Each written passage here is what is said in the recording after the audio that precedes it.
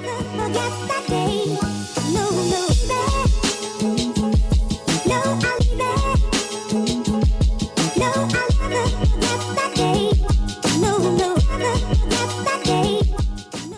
going on, everybody, and welcome to the 21st episode of Control the Narrative, a basketball podcast where we control the narrative around misunderstood players, teams, situations, and pretty much just anything basketball.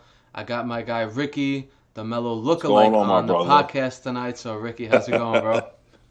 How you doing, my brother? Peace, my brother. How you doing everything tonight? Word, yo. I appreciate you taking some time out and hopping on. I know you got a pretty busy schedule lately, including Knicks game on Sunday that we're going to head out to. So, yeah, bro. Yeah, I look forward to it, bro. Hell yeah, man. Let's do it. So, yo, why don't you tell us a little bit about, like, your basketball fandom? Who'd you like growing up? Your favorite players, shit like that? Growing up, I was a mama's boy, so my mother was a Knicks fan growing up. So whatever team she followed, I followed. So eventually I became a Knicks fan. Yeah. You know, I grew up during the John Starks, Oakley, Ewing era, Mason era, you know. So ever since then, I've been a Knicks fan. You know, my fandom never died down for the Knicks, though, but it definitely rekindled a lot when Melo came back and gave life back to the franchise, you know. So I've always been a Knicks fan since day one. Growing up, my favorite players honestly, were always John Starks, Allen Iverson. Obviously, you know, Melo is my favorite player of all time. Then LeBron, too, as well. Who else did I like? I like Kobe a little bit. Jordan, most definitely. Patrick Ewing, Hakeem. Shaq definitely, T-Mac. I want to say too as well, who doesn't get enough credit for being a great player, I can say too as well, Scottie Pippen. Yeah, underrated. Yeah, man. Yeah, it's very underrated. Wait, so how'd you start liking these players? You just like watched them and you liked how they play, or were they like their personalities or what? Well, here's the thing, with Melo, that's where I became a fan of Melo. I've always been a Syracuse fan. Like I've been a Syracuse fan since the '90s, like when John Wallace and them was playing up there in the mid '90s and stuff like that. Yeah. So you know, me being a Syracuse fan naturally itself, around 02, 03, I saw that Melo had took the world by storm. You know, with his whole college big run during the 03 NCAA tournament. So you know, once I caught on to this cool kid, you know, from Baltimore, giving everybody buckets in the post, you know, and on the perimeter. I said, what the hell, man? I made him in 2K3, and ever since then, I've been a motherfucker since 03, man. Right, so it's the video game. Yeah, I made him and LeBron and 2K3, put them on the Knicks together when they were, like, in high school and in college.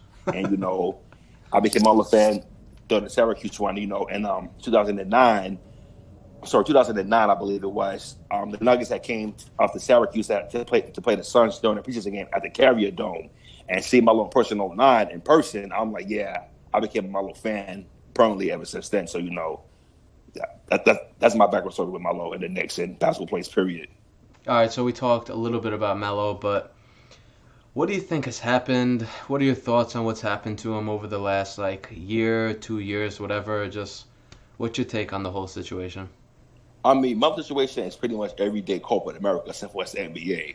You know, there's a narrative, you know, put out about him, you know, and with the media, you know, these guys who are supposed to be these geniuses and these NBA front offices, you know, they go by numbers, which is cool and all, but it's like at the end of the day, these same exact numbers they're going by, they're using to judge a player who's historically proven himself as a player too as well, you know, and I just believe that, you know, with the media hyping it up, you know, too as well, and the fact that Melo spoke his mind, I feel that added a narrative too as well. And talk about that too as well. The Melo smear campaign has started ever since 2014, legit. So, yeah. You know, I believe that it's just, you know, a combination, you know, of a secret group of these NBA GMs blackballing behind the scenes, and they're using these narratives that they maybe already put out about him over the years. They use it as an excuse. So yeah, pretty much it's just a blackball type of thing, man. Pretty much, you know.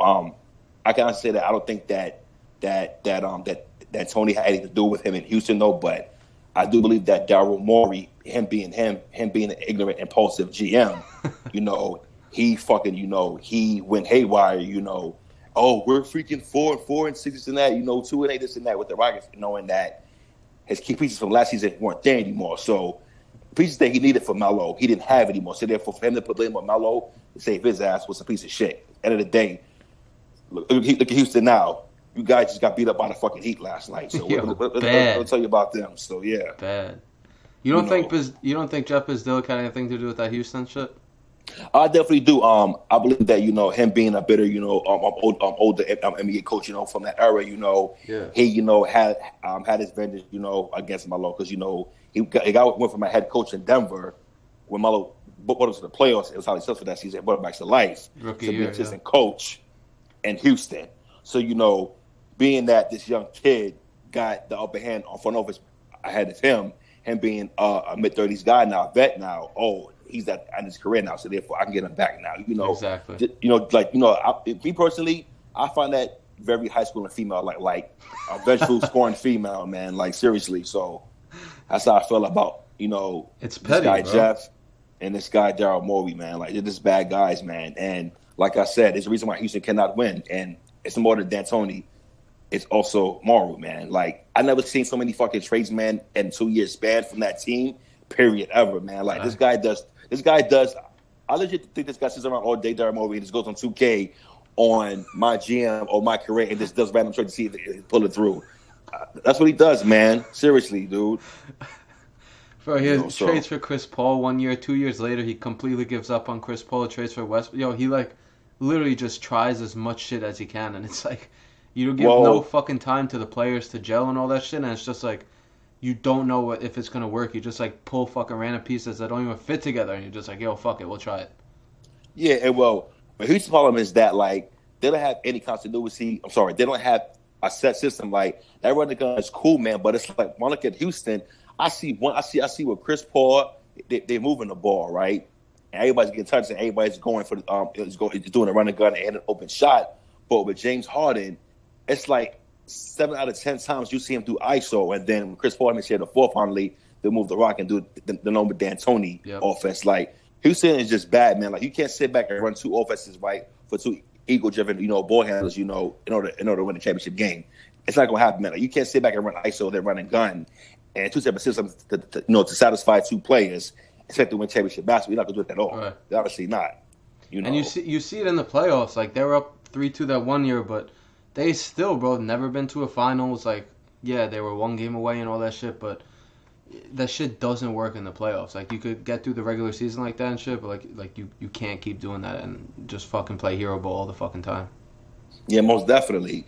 And I think that Melo in Houston could have been a great fit, though, but I think that Daryl Morey, him not being a GM, he didn't realize that in order for you to sit back and really have Melo really be Melo on that second unit, you feel me, and average 20 points as a sixth man, you need to have a reason to back up his lack, of him being a strong switch defender on the perimeter. And I think I hate about NBA Twitter is that people say Melo's a bum on defense.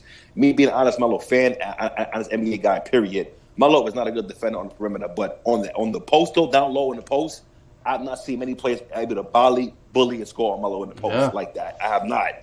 Throughout the past 16, 17 years, I've seen Melo play basketball. I've seen Melo, of course, get crossed over. Regular everybody gets blown by defense on the perimeter. But in that post, though, I've not seen nobody really play Melo in the post at all, man. So people just nick and pick, man, and choose the side and choose what side they want Melo to be on. It's like it just effed up, man. In the situation. That's how I feel. So when Melo was in New York, we know that Phil Jackson came, and everyone was real hyped about that, about what Phil could possibly bring and what was going to happen with that. I remember you even had a Phil Jackson T-shirt when he fucking signed here. Yes, sir. Sir, man. What's your main beef with Phil? Like, if you had to pick like why it didn't work, or just like whatever went wrong in Phil's tenure as a president or GM. I think he was a president. I don't even fucking remember. What's your main beef with them? I wanna say this as smart as I can. Yeah. Say the right words. A lot of Phil's behavior in New York has to do with ego, and I'll give you a backstory about Phil's ego.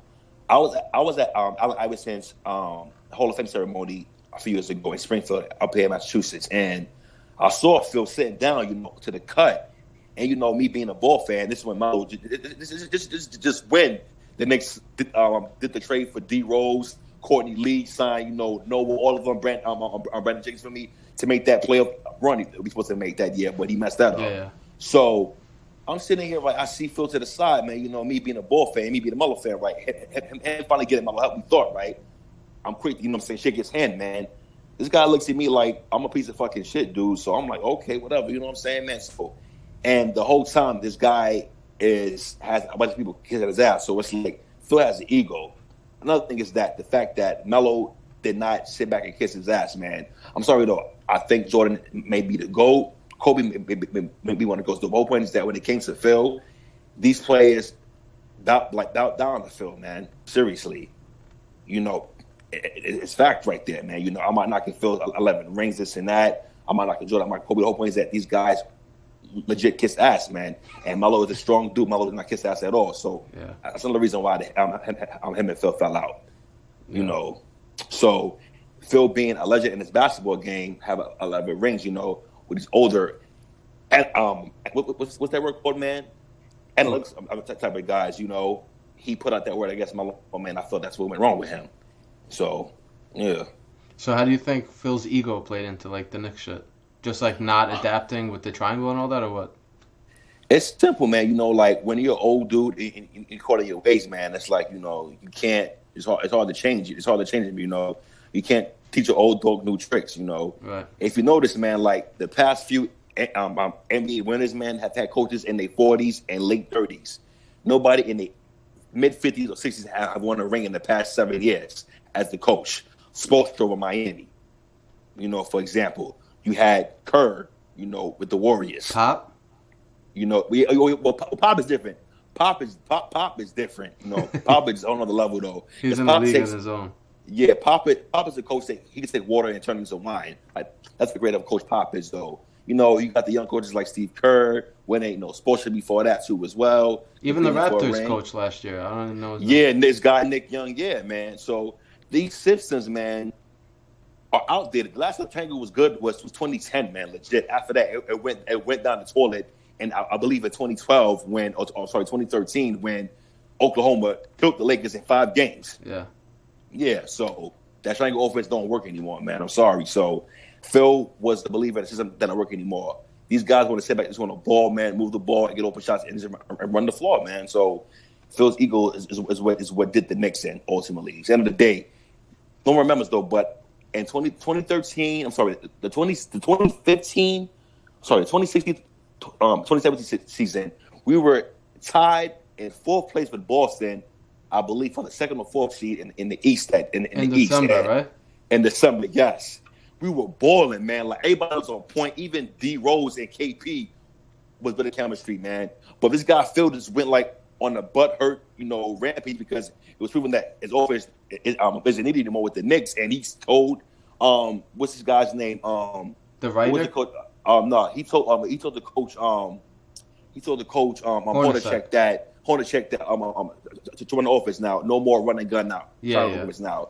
That was a butthurt dude, man. And Phil wanted also a yes man. Notice how when he thought that Derek Fisher, another triangle guy, was going to sit back and run his offense, he was fired. Yep. Mike Wilson before training camp, he asked Mike Wilson, did he want to run the offense, triangle offense? He told him no, I want my own. And he wanted a yes man at Hornacek. Look what happened. He was fired too as well. So, you know, Phil's ego, man, is what the Knicks in for the past 5 years. Not Carmelo Anthony. Yeah, that's fucking facts, bro. Like, when you look back at it, it's just like, I feel like the main reason he was brought here was obviously to like put in some X's and O's and some strategies and shit like that. But the fact that not one like major free agent came here when he had fucking 11 rings. And remember, they even take the meeting with LaMarcus Aldridge, and Noah wasn't a major free agent at the time. And you just, like, look back at that. And for me, like, I think the one thing that was my beef with him was he literally was here to get people to come play with Carmelo. And, like, obviously fucking help out with the coach and shit like that. But literally, the sole reason he came was to fucking help get guys to play with Carmelo. And he couldn't get a single fucking player. And like you were saying, that 1 year they were decent up until December.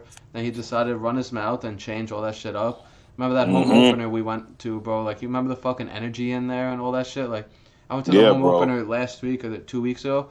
Bro, shit was fucking dead. Like, that, the fucking crowd was chanting for the Celtics by the end of the game. And, yeah, just you fucking hate to see it. So. Yeah, man. With the Knicks, man. Until we continue, having, letting, Steve Mills and letting Scott Perry run in front of us, and let those stay out the way. I believe we'll be in good shape. But I think that what we went wrong too as well was that Phil used the typical, Dolan move.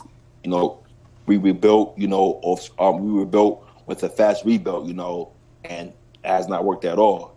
I personally feel that if Phil would have used that money wisely during the 2016 offseason, we would have had a much better, 100%. run. That I think he gave this guy $70 million over 4 years. Over 4 years, you could have used that on a few other key free agents, defensive wing, shooters, with not a washed up dude who cannot play anymore. I'm sorry, but yeah. Though, like that $70 million could have went to a shooters, rim protectors. You know what I'm saying? Wing players. You know what I'm saying? They play defense. You know what I'm saying? And this guy Phil, man, is just terrible, man. Seriously, like he fell in love with Deborah Rose's, 6'3", big guard physique. But it's like, this guy set it up that I don't like my game is suited for a 50 projection man offense, man. So it's just terrible, man. This guy for just into the Knicks, man. Just terrible. So you mentioned it real quick before, how you are a Melo and LeBron fan, and you've kind of seen it from year one, just the trajectory of their careers both go kind of fucking opposite ways. So what do you think about both of their careers, like in comparison to each other, and kind of the Melo versus LeBron debate? It's simple. The Melo versus LeBron debate and kind of how it's gone opposite ways. It's simple. I feel that a lot of Melo's success, lack of success, was being in the conference, with better competition, and Melo's will to win independently, as opposed to, to having, teammates on his level of production and talent. And it's not like a LeBron, because, of course he would love a Melo, LeBron and Wade team. And on the next over, open is that like these guys sit back, right, and expect, you feel me, for Melo to win all by his own. When LeBron went out and got the help they needed to win the championship, Melo didn't make that move. Think about it. If LeBron never left Cleveland back in 2010 after that Boston game, will LeBron have any rings now? If LeBron never made that move in 2010 after that game in Boston, he would not have won at all. So I feel that with Melo's career and LeBron's career, you guys want to sit back and compare Melo to LeBron when these guys are two different players. You know what I'm saying? I think you're supposed to compare Melo more to Jordan game-wise than LeBron. LeBron's more like a magic type of guy. And I don't get how people sit back and fault Melo's career for not being like LeBron. Like, dude, Melo is a scorer. Like the same way we don't knock LeBron for not being Melo, Jordan, or Kobe in the clutch, or LeBron for having a consistent jump shot, that he didn't have until the last 3 or 4 seasons, whatever like that. You can't knock a player for being him. Melo sat back, elevated what he does best, which was scoring. End of the day, if you're a GM, it's a team effort. You can't sit back and Melo be like LeBron. He's not LeBron at all. Like, for a player like Melo, you need a proper point guard, proper wings, proper defensive men. Because you see what Melo, we see Melo with what Melo could do potentially, how far he could go potentially with the right team. The only reason why that team in 2009 didn't win the rings because you played Kobe in his prime against Odom, Gasol, and Artest against Phil in their primes. Other than that, though, Melo and LeBron's career went different at the end of the day. LeBron has always had an easier run to championships, unlike Melo has. 100%. And it's not like LeBron as a player. I think elevates game. He plays around this and that. He's one of the greatest ever. The point is that simply Melo and LeBron Melo and LeBron difference in career has been teams, to be honest. It's been teams. Yeah. And people say, LeBron sits back, and he sits back, and pass the ball, this and that. Bro, have you seen Melo dish the rock, set up the offense? You know why? It's because it's all swing passes, because he's in the fucking corner at the elbow, so it takes 2 passes to get to that extra guy, that open guy. People don't get it. People don't watch the game. They look and they see, what the fuck? Melo had 3 assists in his career on average, and they don't watch to know that, like, if you count those, they call it hockey assists or some shit, like, he would be right fucking there. But it's just that LeBron was literally the point guard, so he gets the ball. So obviously he's gonna have more fucking assists. Yeah, most definitely. Most definitely. And also, like, people have to understand, too, as well, that it takes more than a player to win a championship. It takes a culture. It takes a basketball culture. And it starts in the front office. Like, you can't sit back and you can't be a great employee, right? And your company can't be winning when the work environment is a toxic work environment. You know what I'm saying? You can't do that at all. Like, bro, like, I've not seen Melo have continuity and a consistent, healthy, non-toxic front office. You know what I'm saying? Melo has not had that. LeBron has, though. Melo has not at all. Right. You know, for example, you know, when things weren't right, you know, to give a prime example, when I mean about a championship starts with front office leadership. Think about it. For example, last season, the Lakers were a shit show last season because they were doing a bunch of diva type shit. You know, once certain people got fired, you know, or once certain people came in and out of the scene, whatever like that, the Lakers look healthy again. You feel me? At the end of the day, top they seed all in the went. West, I think. Yeah, they went and they got back and they went from start to bottom. It starts from the top, and Melo has never really had a top to bottom consistency in terms of, you know, everything going right in a system to win the ring for him to do so. And one time he did, he got eliminated in 2009 by a great prime legendary Kobe Bryant. Yep. You know, other than that, Melo has never had a healthy front office all the way in New York. And when he did, it either was messed up by Dolan when he hijacked the freaking trade that Donnie Wall said wait until summertime to sign Melo. And then he sat back and he fired Glenn Grunwald for the 2013 season, knowing that it was Felton not being healthy, JR not shooting, and kids lazy giving out in the playoffs. That is the reason why we didn't compete that year. So, you know, like it's a domino effect, unfortunately, man. And people don't realize that because of basketball. They see the player and they don't see what's behind the player to make their player successful.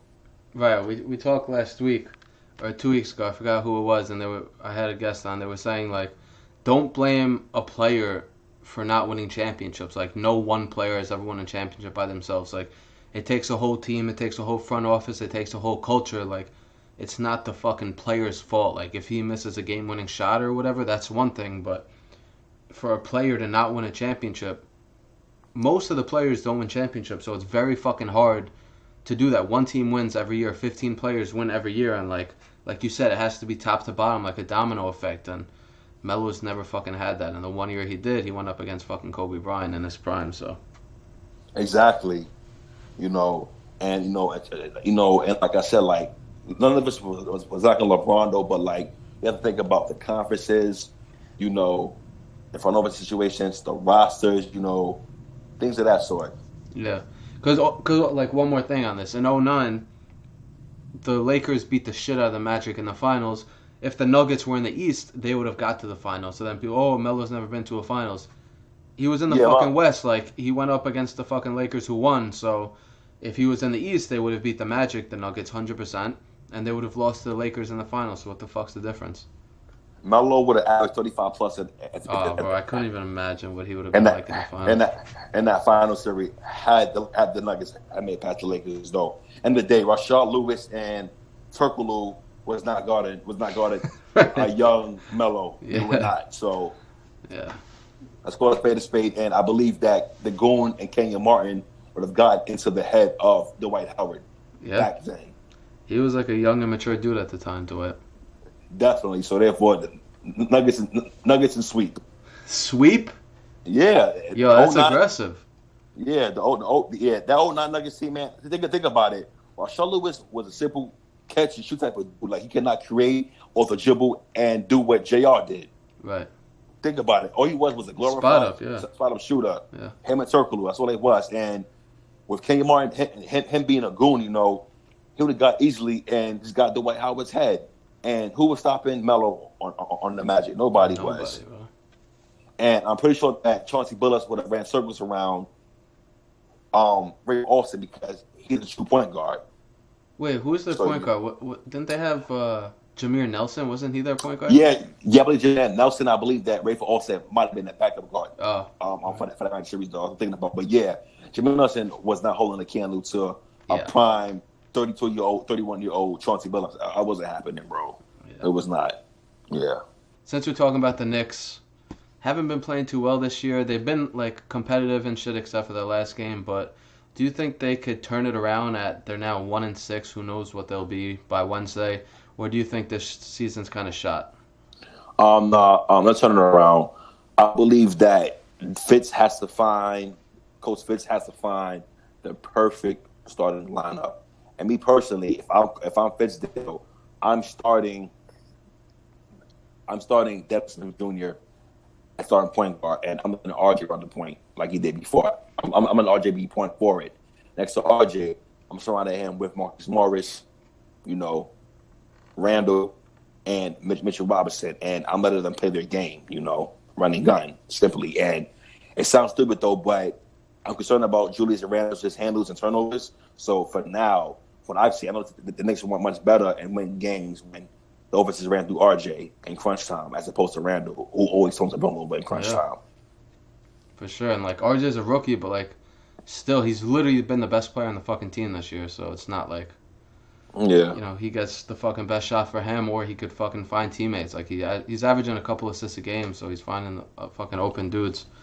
But, bro, I think it all has to do with two things. One, they're not that bad defensively, but offensively they can't get shit going, and just they run these fucking plays to get Randall in isolation at the fucking elbow, and that's not what he does. Get him in ISO on the fucking block, or get Marcus Morris an open shot, or Knox an open shot, and shit like that. And I feel Fizdale's just not an X's and O's guy for whatever reason, which is cool. But another thing is defensively, bro, they switch on fucking everything.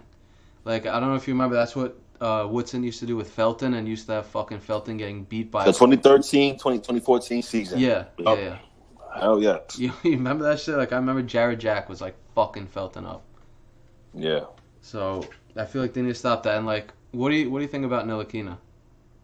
I don't know just yet. I feel Frank Ntilikina can be what Iman Shumpert is supposed to be, a great defender, but he fell short. He fell short due to incident, him having problems with his knee and whatnot. But other than that, though, I don't see Frank Ntilikina as no more than a great defensive wing. Other than that, I don't see him as a key piece to potential Knicks championship roster. I don't see that at all. Yeah, I just don't. I think that the only players I see right now to Knicks run championship roster is RJ and Mitchell Robinson. What about Knox? I think Knox is going to be stunning. I think Knox is going to be a bust. Really? And it's because I don't think that because he's great. He's a great player. He's a good young player, but it's so much jam log at that 3 and 4 position, man. For the Knicks, they got Marcus Morris, they got RJ, they got Bobby Portis, they have freaking Ellison who come up and be a 2-3 combo, switch guard, It's so much jam log at the 4 log that it started Kevin Knox's growth. Unfortunately, he needed that playing time. I mean, personally, I feel that Kevin Knox, could be possibly, a great, who's a great, piece, that I would say was a great backup wing piece, as a 6-man, As Kevin Knox, wanted to be, beneficial to the Knicks, I feel that he could work more on the 6-man game. Either that, though, after the Knicks trade him, for pieces that can help our team. And I believe that we need more shooters around our team. Yeah. I mean, he is a shooter. Yeah, but definitely no. But he's more. Me personally, Knox's game to me is more like a player that you can build around. Yeah. I don't see him, as a guy like Ellison, who can space the floor and shoot, here and there. I feel like Kevin Knox has a game, you can build around, But unfortunately, he's not in a situation because so much forwards, and 3s and 4s. Yeah. For on the Knicks, Yeah.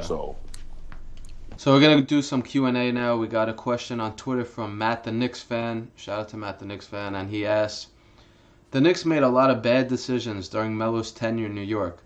If you could add or subtract a move they made, what would it be? I would have never done the Melo trade. Melo would have been signed that summer of 2011. And the reason why I said that is because that free agency class was stacked, and we could have brought in a bunch of more productive players around Melo. Number two as well too. the Melo era went down in flames because of Amari Stoudemire too as well. People are saying that Amari Stoudemire, him not being a healthy player, and his contract is what held the Knicks back from getting pieces of Melo all those years. People understand that. It's like I said, it's domino effect. It takes more than one player to win a championship.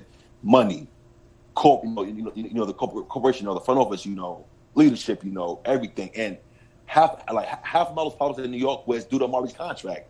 Yeah. With that contract, man, you could not move it, man, and you could not sign people around Melo. And in 2012, I believe, or 2011, when the NBA gave the Knicks a chance to amnesty Amari's contract, that's what it did. That's it. That's the move they fucked up on. And you remember who they amnestied, right? Chauncey Billups. Yeah. And another move what they fucked up is that people don't know this though, but in the summer of I believe it was summer 2011, that free agency, the Knicks could have had Chris Paul in the signing trade, but they used that cap space they had to sign Tyson Chandler to create a big three front of Tyson Chandler, Amari, and Melo. Yeah. People don't realize this. So that money we had for Tyson could have been used for signing trade for Chris Paul because we had enough to do a deal to get to as well. So people don't realize that, man. The Knicks have up on a lot, man, in the past. For example, in 2014, we could have had Iman Shumpert for a while. We could have had Kyle Lowry. We could have had Kyle Lowry for a washed-up Shumpert and a second-round pick and a washed-up Metal Road piece. Yeah. Remember that shit? So, yeah, man. So, me personally as a GM, I would have never did the Melo deal, and I would have amnestied Amari Stoudemire, and I would use that money on CP3 as opposed to Tyson Chandler. All right, if you had to pick one, what's the number one mistake you think they made? Not using that money on Chris Paul. Yeah. Bro, I don't know about the whole Chris Paul thing. I didn't hear that. I know that obviously he wanted to come and shit, but for me it's just amnestying Billups when he had 1 year left. The reason they amnestied Billups was so they could sign Chandler. And Chandler was defensive player of the year and he was good for them the first couple years, but you can't have a dude like that as the second or third best player on a fucking team unless that one Mavericks year, but that was a rare ass fucking situation. So think about how different it would have been. You don't amnesty Billups and instead you amnesty Amari. You get 4 years, $80 million, or 3 years, $60 million, whatever the fuck you want to do. And like you said, you have fucking money to sign people and surround Melo with fucking talent, and they never did that throughout his whole fucking tenure in New York. They never did, and I feel that Melo's biggest flaws with New York was the fact that, he remained loyal to the wrong people, and the wrong people 100%. The wrong people was a Phil Jackson led New York Knicks front office. Yeah. I feel that if Melo had the front office that he had now with Scott Perry and Stephen Mills, it'd be a lot different. Yeah. Even the way, bro, even the way they handled his departure and shit. It was just. Yeah, go ahead. His departure, man. It was disgusting, man. Only person who had class in that departure was Mills. I want to say was Melo and Steve Mills. Yeah. Steve Mills had a lot of class, And Perry too. That's what I'm saying. That front, they handled it well. Everything else obviously was a shit show, but those dudes, they said Melo, we're rebuilding, let us trade you somewhere. We made a deal with the Thunder. Would you want to go there? And Melo's fuck it, it's better than being on a rebuilding team. Yeah. So another little game we play sometimes is kind of a where were you when. There's certain moments in Melo's career that you just remember exactly where you were when this shit was happening. So it's kind of a two-part one. One, where were you when Melo got traded to the Knicks? And two, where were you when he debuted with the Knicks and he had his first game? All right. I have a story about the Melo Knicks. I believe I was around 21 years old. I was going to school upstate New York in Utica, New York, MVCC, community college, whatever like that. And, we missed out on LeBron that summer. So I'm if you don't get LeBron, you get Melo, definitely. Because there was rumors going on that Melo wanted to come, but we couldn't confirm it. So when the Heat had played the Knicks right before the Melo trade, we beat them. Remember that?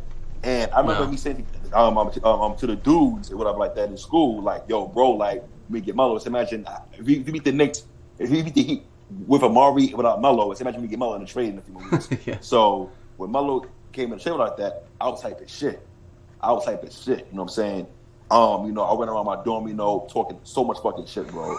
Seriously, you know what I'm saying? But the moment when I heard, his name being called first time as a Knick, like my fucking heart fucking stopped, bro. I got goosebumps, bro. And for the 6'8" from Surf, number 7, Carmelo Anthony. Like the first time ever hearing that, and Mike was his voice, man. It's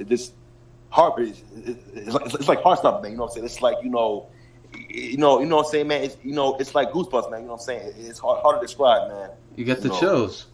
Yeah, bro, definitely. But like, where were you? Like, where did you watch the first game and shit? I was so the night of my first game as the Knicks against the Bucks.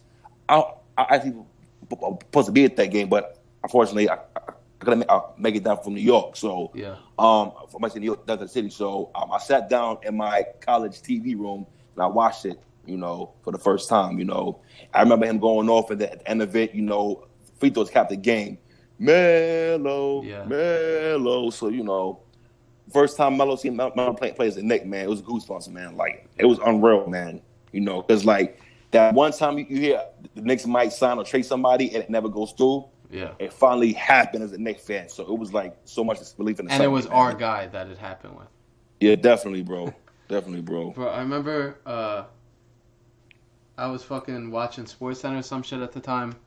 Yeah. And it scrolled on the bottom breaking Knicks, Carmelo Anthony traded to New York Knicks or whatever. I started screaming like, I think I was in 11th grade or 12th grade or some shit. It was February 2011, so I was in 11th grade. And I started screaming like hell, bro. My mom like ran up. She goes, "What happened?" I'm like, "Oh, Melo just got traded to the Knicks," and like I was going fucking crazy. And then I remember that first game versus the Bucks and shit like that. I watched that at my friend's house. And like you said, bro, it just like chills with the whole intro video and the coming home with the P Diddy and all that shit. Like definitely that shit, just like I still watch that shit. And you sent me like the full HD version a couple weeks ago, bro. I can't even tell you how many times I've watched that. Yeah, man. Please welcome your new Knicks at for that state from Syracuse, number 7, Carmelo Anthony. Fucking you heard it was a Garden go crazy, man. Like I never heard the Garden get that loud ever. Even during the Knicks, even during the Knicks glory days in the '90s, man. That was crazy, man. Seriously, yeah, bro. Yeah, like that level of screaming I never heard before. Maybe because like I'm a Melo fan, bro, and it meant more than me seeing that though. But me personally, I've only heard the Garden be that loud. Yeah. Melo first game as a Knick. Melo's first playoff game as a Knick. I'm sorry, Melo's game. Matter of fact, the playoff game against Boston, game 1, 2013, round 1, game 1 against Boston, where Melo went back to back. I think he had 4 shots back to back. Yeah. In the game, and then the year when we went to the finals when LJ hit the 4-point play. That's crazy shit, bro. Yeah, so it's like the fucking impact he had and all that. All right, we're reaching the end of the show right now, the podcast right now. So Ricky, we got one thing that we just open up the floor to our guests, and we just allow the guests to control the narrative about whatever it is that they want to control the narrative about. So what's one narrative out there that you hate, whether it's something or someone is too good or someone is underrated, and you just want people to open up their eyes to? I mean, I think the whole world knows what Melo can do on the basketball court, and I'm just tired of hearing everyday bums who shoot with 2 hands, play 2K all day, really sit back and talk down on Melo. Like, you guys are fucking computer and analytics guys, whatever like that. And you guys really want to sit back and talk about 10-time All-Star, and 3-time Olympic medalist, top 20 scorer of all time. I believe 6-time all NBA team, all NBA team, over 25K career points. And you want to sit back and call this man a bum? It's just sad, man. And it's hard to defend Melo against ignorance. Ignorance, for example, is Max Kellerman. Another one is what's his guy's name? I want to call out too. It's about Chris Aaron. another Knicks beat writer. I want to say too as well. Brian Windhurst. Yeah. Is another one too as well. He's terrible, man. Did I already call out Max already? Yeah. The whole cast from what's that show called? Jason Whitlock. They also do bad things on too as well. Yeah, and sometimes I feel like Shannon Sharp really is too tough for Melo. Like I say, like as a critical, but it's like, bro, like get your mouth, my nigga, like from LeBron's nuts, bro. Seriously, seriously, bro. Like seriously, like I'm a LeBron fan too, but this and that too. But seriously, bro, like these guys are so infatuated with LeBron's game, man, that they sit back and expect all these players to be like LeBron when they're not, man. They're not, bro. Like people understand that the greatest ball hawk, quote unquote, were one-time losers. For example, Kobe Bryant was a champion, and people understand that until Jordan got with a player like Pippen, every year either the fucking Celtics, the Pistons will whip Jordan's ass in the playoffs. So so I don't understand how people can sit back, and slam somebody for having teams when this guy has shown what he can do with a team and how far he can go without a team. Yep. And to be honest, like if you tell me that guys like Joe Ingles, fucking what's his guy's name? Tackle Fall. Yeah, he's a fucking bum too. Tackle Fall. Who else? Who else is a bum too as well? I believe too as well. Jared Dudley. You know what I'm saying? I was gonna say, what about Jared Dudley? Yeah, guys like that, man. Like if guys like that sit back, you think deserve a spot more than Melo, man, in the NBA. I don't want to tell you, bro. I honestly don't. It just doesn't make sense, bro. There's no reasoning. None at all. And I don't understand how you guys don't think that you guys need Melo off the bench because you guys have shooters around LeBron. We've all seen that when LeBron shooters cannot knock down shots, LeBron goes down in the playoffs. So me being smart and people saying that iso ball is dead, we all need a player who could sit back and still could create and get their own bucket. Because 100%. When you can't sit back and go behind the screen, when you can't sit back and kick out to a man on the 3-point line, tell me LeBron does to his players, all of his teams, you need a guy who can sit back and create his own shot, which is Melo, man. Exactly. So all that, he don't play this and that. He don't play this and that. But what the hell can a 85-year-old Westbrook do in the NBA? Nothing. Like this dude, like people were so obsessed with him making all of these against us last week though. But yet though, this guy looks so fucking slow getting his shot off, doing so. But yet though, a guy who's 35 years old has given buckets to Donovan Mitchell over the summertime, showing Julius Randle about how to do it. Danny Green. Yeah, like he's giving star players who started on their teams in this league work, and it's like, why is Melo not having work for? Why is Melo not on the team for? So I feel that the narrative has to end of ignorance. You got to sit back. You got to sit back. Follow ESPN.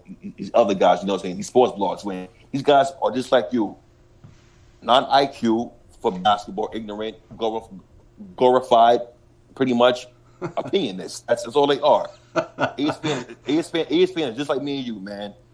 They get paid for their opinions, except for they get paid for their opinions. And besides Stephen A. Smith, Chauncey and Jalen Rose, and Doris Burke, I don't see, and Mark Jackson, Jeff Van Gundy, I don't see many ESPN personalities on basketball. And Paul Pierce is one of them too as well, man. Fuck him. Yeah, fuck Pierce. Yeah, man. Yeah, but I think that's very well said. I feel like you said, it's just like ignorance. There's no reason why he shouldn't be on a team. Off the bench, he accepted a bench role. He accepted a fourth option the year before. He's not as bad on defense as people say he is. The first 9 games, like, he pretty much kept the Rockets afloat with Chris Paul and Harden missing games. The 10th game, he played like shit, but the whole team did. So, like, if you're going to blame him for one fucking game and, like, say, 1 for 11, like, cool. Check out the other games. So, yeah, it's crazy. I never thought that we'd be in a situation like this. Like, remember 6 years ago, we were at fucking Camp Melo, and dude was at, like, the top of the world, just came off fucking MVP caliber season. The Knicks were supposed to take that next step, and then 6 years later, and the fucking guy isn't on the roster because he's getting blackballed. So it's just crazy to think about shit like that. I think that two things habits for Melo this year. deep possibilities. I think that Melo gets picked up by the Lakers when they see that Caruso and Dudley aren't enough to produce off the bench for them the way they think they can. And I think that the Clippers may end up signing him. Bro, that's my dream. Because being 4-2 on that defensive team, it's not good so far. Yeah, it's only 4-2, but it's like, bro, seriously, you don't want it 6-0 or 5-1 Clippers team. And I think that if Miami pulls the trigger on a Chris Paul trade, I firmly believe that the Heat will bring in Melo. And I think so and from my lips to God's ears, man, if the Knicks do make a playoff run, I don't see how the hell the Knicks don't sign Melo as a sixth man come on the bench for a playoff as an 8 seed, man, to make those in the Garden. I don't see that. I don't see why not though. But that's my opinion about what's gonna happen with Melo this season. Right. Well, we'll see. We'll be fucking following along the whole fucking time. So, bro, appreciate you fucking coming on and spin some facts on our guy. Yeah, no doubt, bro. Looking forward to seeing you on Sunday, and we'll see what happens. Yeah, bro, me too, man. Hopefully some shit happens, yo. Definitely. Let's go, Melo. You know what I'm saying? Let's go, Knicks. Team Melo 7 God, the GOAT. Let's go, man. All right, Ricky. Appreciate you, yo. All right, bro. Peace, love, my brother. Later, bro. Peace.